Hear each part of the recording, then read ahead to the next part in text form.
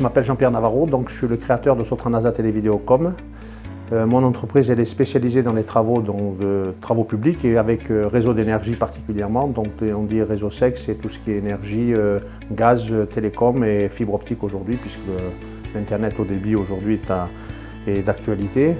Donc nous, la particularité, c'est qu'au niveau de ma clientèle, elle est présente sur tout le territoire national, donc mes acheteurs et mes correspondants sont sur Paris. Donc on fait souvent on va souvent les voir sur Paris, chaque mois on en voit un. Donc grâce à cette relation particulière avec des acheteurs au niveau national, on arrive à avoir une bonne image de notre département et souvent on se plaint de notre département alors que nos clients qui sont au niveau national ont un bon ressentiment sur tout ce qui est entreprise locale, donc PME particulièrement, donc, puisque aujourd'hui tous nos clients ont les grands donneurs d'ordre qui sont mes clients, donc ils ont mis en place des indicateurs de performance qui permettent de classifier les entreprises avec les mêmes indicateurs sur tout le territoire national. Et on arrive quand même, parce qu'on dit souvent dans les pays au bord de la Méditerranée, c'est la farniente, et au contraire, donc on est toujours les mieux placés. D'ailleurs, à titre d'exemple, pour nous, par exemple dans les télécommunications, donc les réseaux haut débit en fibre optique, on n'est plus que 16 entreprises en France et on n'est que 2 PME, donc entre autres nous qui avons en charge toute l'Occitanie. Donc ça prouve bien que les entreprises locales, donc on leur a tout en main.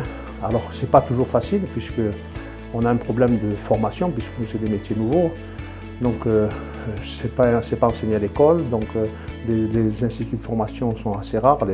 Les principaux sont à Aurillac ou à Paris, donc nous on a créé nous-mêmes notre centre de formation en interne et là on vient de recruter en l'espace d'1 an une centaine de personnes, tant en études, conception qu'en travaux.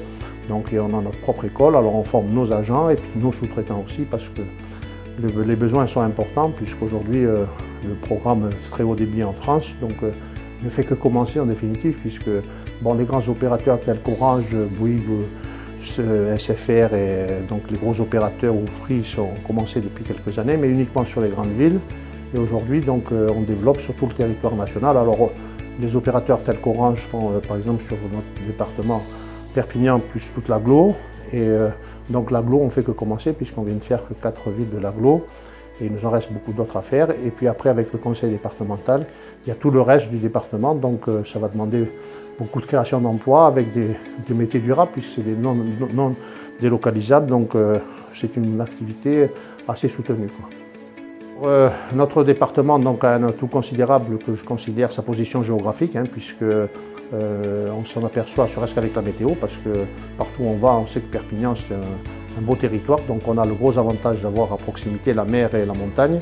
Et je n'en veux que pour preuve, puisqu'on vient de recruter 2 ingénieurs, ces 2 ingénieurs qui étaient en Moselle par exemple, et comme il y a des crises d'activité chez eux, donc ils réalisent le rêve de leur vie de venir dans le sud pour venir travailler. Donc là, entre autres, même pour la direction générale à la chambre de commerce, donc on vient d'embaucher quelqu'un qui était dans le réseau des chambres et qui vient ici, mais c'est leur